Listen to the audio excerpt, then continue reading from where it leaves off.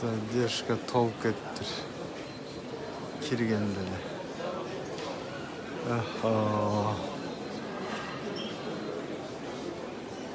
Sapsın.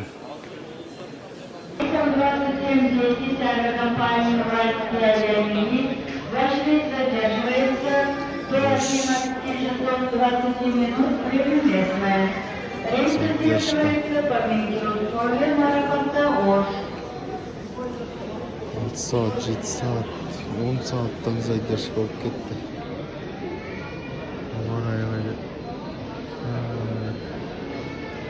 Ulaştırıcı güçlü Uralada Kampanyası'nın 24.48. resminin Moskova uçaklarının duruşuyorsun ismine. Sizden de resmizler Oşever'ın tarafı.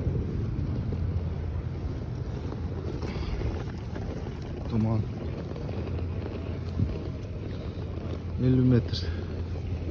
Çıkmak 20 metre.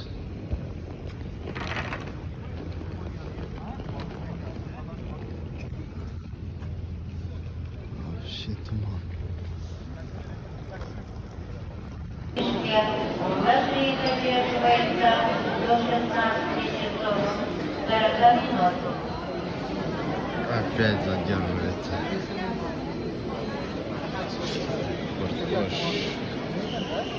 Из-за погоды, наверное.